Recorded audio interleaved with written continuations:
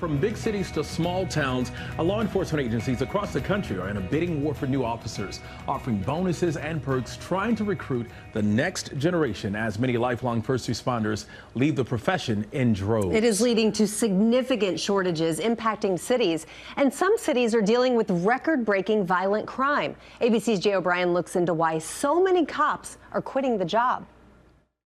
All Anthony Carapucci ever wanted to be was a cop. But in September, after almost a decade with the Philadelphia Police Department, he quit, feeling burnt out. It was kind of heartbreaking in a sense, I'm not going to lie, because it's really everything that I knew, everything that I loved. Philadelphia, like other major American cities, is seeing an exodus of police officers. Los Angeles is down at least 500 cops. New Orleans, more than 300 officers short from a few years ago. And in Wisconsin this year, the entire state reached a record low for police officers. But in the city of brotherly love, Police Commissioner Danielle Outlaw is facing a shortage of 600 officers, roughly 10% of the force's full strength. How long until your staffing levels are critical? It's critical now. It's already critical. It was critical a year ago. Jamal Johnson, an anti-violence activist, told us he went from protesting police brutality a few years ago to pleading for more cops on the streets to stop the current surge of violence. Philadelphia saw a record-breaking 562 homicides last year, upwards of 460 people murdered so far this year. We've been out here for half hour, haven't seen a single police officer. Right. It's not unusual. That's common. It's not unusual. Inside Nuvo's hair salon, Kenitra Scott and Taylin Botino say there used to be a police car right out front. When the police were removed from parking out front here, is that when the killing started to pick up on that corner?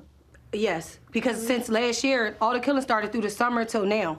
Outlaw says her department is still responding quickly to high-priority calls, like murders and shootings. But lower-priority calls may see a slower response time. It seems like you're leading a department that's just getting burned out. I think many of us are. Many of us are. In Virginia, Batman, come out now, you're gonna get bit. At the Fairfax County Criminal Justice Academy, Boy, buddy. Their numbers have been in steady decline since 2018. This police department's been around since 1940, and it's never had the vacancy rate that we have now. Fairfax County Police Chief Kevin Davis says exit interviews show officers are leaving because they're not feeling valued and think they can find better opportunities elsewhere. They're teaching. We've even had a person leave to go be a farmer. Many cops across the country now forced to work punishing mandatory overtime to make up for big shortages. And Davis says some are discouraged by how they're treated, including hearing phrases like defund the police. I know that the sentiment behind defund the police is police better, and police better particularly in black and brown communities. A 24-year-old cop who hasn't lived very long sees that phrase as a anti-police rhetoric.